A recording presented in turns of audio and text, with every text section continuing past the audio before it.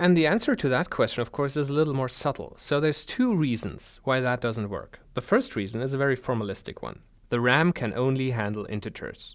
Or at least the RAM cannot handle numbers with an arbitrary precision, because having an arbitrary precision is exactly the same thing as having an infinite amount of values available for each variable.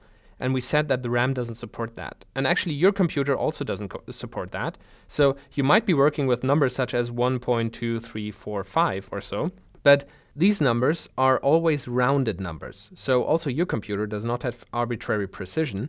It's pretty well thought out normally how your computer handles such numbers, which is why we normally don't notice. But in general, there's no arbitrary precision for your computer also. Secondly, the table size wouldn't change.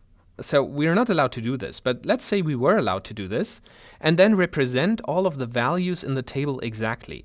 Then the table size itself wouldn't change because you start out with a table that has 1, 2, 3, 4, and so on until you get to V columns. And now in your new table, you would just have the same amount of columns, only the columns would be labeled 1 over V, 2 over V, 3 over V, 4 over V, until you get to 1. The third and the fourth are not valid reasons, just because then P would be NP is no counter-argument against this. And of course, as I've just shown you, that is also not true.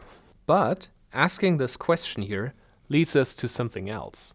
What if we were to divide all values by some number, which I'm going to specify to you, and then round it down? By rounding, we do two things. So by rounding, we would make numbers that the RAM can handle.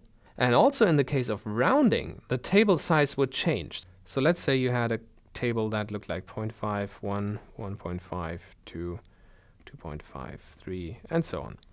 Then you could always put two columns together. So these two, except for the first one, that would become 0, but all the others you can put together. So those two would become a column 1, those two would become a column 2. If you have 3.5 here, then you would have a column 3, and so on. So you would be able to scale down the table, but of course the whole thing comes at a price, because scaling down the table means that you put two columns together, only taking the minimum of it, and therefore possibly arrive at a suboptimal solution, because certain objects, where one object has a slightly higher value than another one, become indistinguishable using this technique.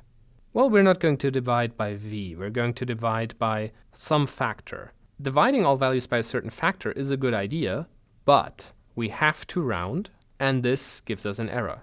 Now, if you take a close look at this, you can almost see the approximation algorithm emerging here. Because what happens when this factor here becomes very large? Well, then we scale down the table that we build a lot. So where here we have n, here we have v. If we divide all values by some large factor, and of course we have to round, then this table here becomes very small, but of course our error also increases. And if this factor here is very small, which means we almost keep all of the original table, well, then our running time is still very large, but the error that we make is potentially smaller. So this is exactly where the time and quality trade-off will come from. Let's now have a look at that in more detail.